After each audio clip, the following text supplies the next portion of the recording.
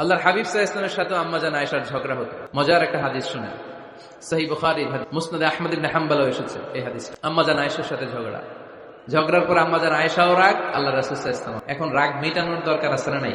আল্লাহ রাসূল সাল্লাল্লাহু আলাইহি ওয়াসাল্লাম বললেন, আয়েশা চলো মিটমাট করে ফেলি। সুবহানাল্লাহ কইবেন না? চলো মিটমাট করি। তো কারে ডাকবো মিটমাটের জন্য? ওমর রে ডাকি।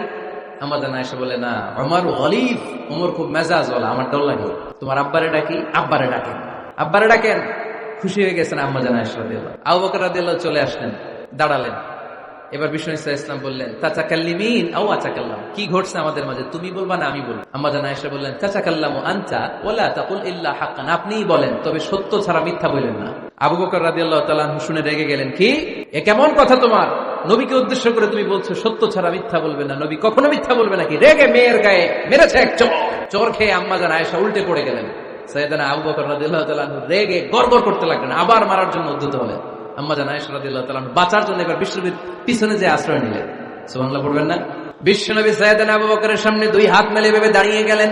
আল্লাহর হাবিব যখন আম্মাজান আয়েশাকে বাঁচানোর জন্য দুই হাত উঁচু করে দাঁড়িয়ে গেলেন, সাইয়েদনা আবু বকর থেমে গেলেন। সাইয়েদনা আবু বকর এই পরিস্থিতি দেখে ঘর থেকে বের হয়ে ঘরের বাইরে দাঁড়ালেন। এবার আল্লাহর রাসূল সাল্লাল্লাহু আলাইহি ওয়াসাল্লাম আম্মাজান আয়েশাকে তুললেন, বললেন, ইয়া আয়েশা কাইফা রাআইতিনি আনকাসতুকি মিনার রাজুল, দেখলা নাকি কেমন করে আমি তোমার বাবার হাত থেকে তোমারে বাঁচালাম? আজকে আমি যদি সামনে দাঁড়িয়ে না বাঁচাতাম, তোমার বাবা তোমারে একেবারে মেরেই ফেলতো। সুবহানাল্লাহ পড়ে। দেখছো আয়েশা, আমি বাঁচাইলাম তোমারে, আমার সাথে ঝগড়া করো, আমি বাঁচাইলাম। এই কথা শুনে আম্মাজান আয়েশা রাদিয়াল্লাহু তাআলা লজ্জায় পড়ে হেসে দিলেন। সুবহানাল্লাহ পড়বেন না? এত আস্তে সুবহানাল্লাহ। লজ্জায় হেসে দিলেন। বিশ্বনবী সাল্লাল্লাহু আলাইহি ওয়াসাল্লাম এবার হেসে দিলেন। দুইজনের হাসাহাসি শুনে বাইরে থেকে আবু বকর রাদিয়াল্লাহু তাআলা আনহু হাসির আওয়াজ শুনে অবাক, কি রে এতক্ষণ যুদ্ধ, এখন আবার হাসি কেন? হাসে দেখার জন্য সাইয়েদনা আবু বকর রাদিয়াল্লাহু তাআলা আনহু ঘরের ভেতরে ঢুকলেন। ঢুকে দেখেন আম্মাজান আয়েশাও হাসে, বিশ্বনবীও হাসে। সাইয়েদনা আবু বকর হেসে দিলেন, আরশের উপর থেকে খুশি হয়ে গেলেন কে? এবার সাইয়েদনা আবু বকর বলেন, ইয়া রাসূলুল্লাহ, ইয়া হাবিবাল্লাহ, আশরিকানি ফি সিলমিকুমা কামা আশরাকতুমানি ফি হারবিকুমা। নবী গো, আপনাদের দুইজনের মধ্যে যুদ্ধ লাগলে যেমনি মিটমাট করার জন্য আপনি আমারে ডাকেন, আপনাদের এই আনন্দ ঘন মুহূর্তগুলোতে শরীক হওয়ার জন্য মাঝে মাঝে আমারে ডাকে। সুবহানাল্লাহ পড়েন। আপনাদের মধ্যে যুদ্ধ লাগলে সন্ধি করার জন্য যেমনি আমারে ডাকেন, আপনারা যখন আনন্দ ঘন পরিবেশ এরকম খুনসুটি করেন, হাসাহাসিতে মেতে ওঠেন, তখন একটু আমারে ডাকেন। সুবহানাল্লাহ পড়বেন না?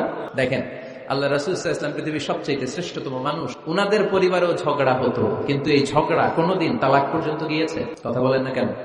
আল্লাহর হাবিব সাল্লাল্লাহু আলাইহি ওয়াসাল্লাম তার কোন স্ত্রীকে তালাক দিয়েছেন? প্রায় আম্মাজান আয়েশার সাথে রাগারাগি হতো।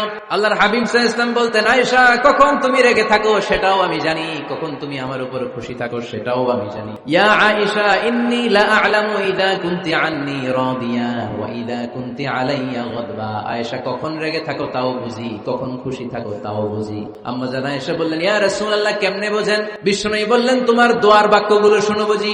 যখন তুমি আমার উপর খুশি থাকো তখন দোয়ার সময় তুমি এভাবে বলো, ওয়া রাব্বি মুহাম্মদ, ও মুহাম্মদের রব, আপনি আমাদের সব গুনাহ মাফ করে দেন।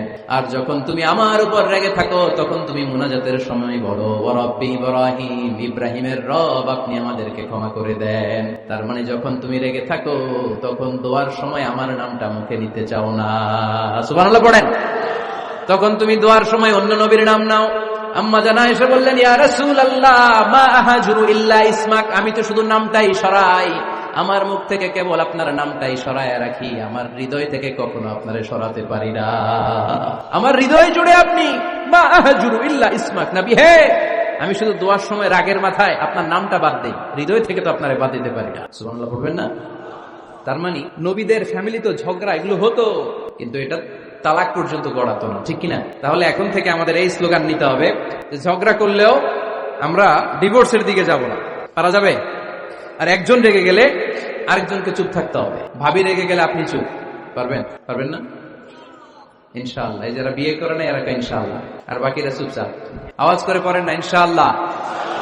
তাহলে প্রথমে স্যাক্রিফাইস, তারপর ঝগড়া করা যাবে।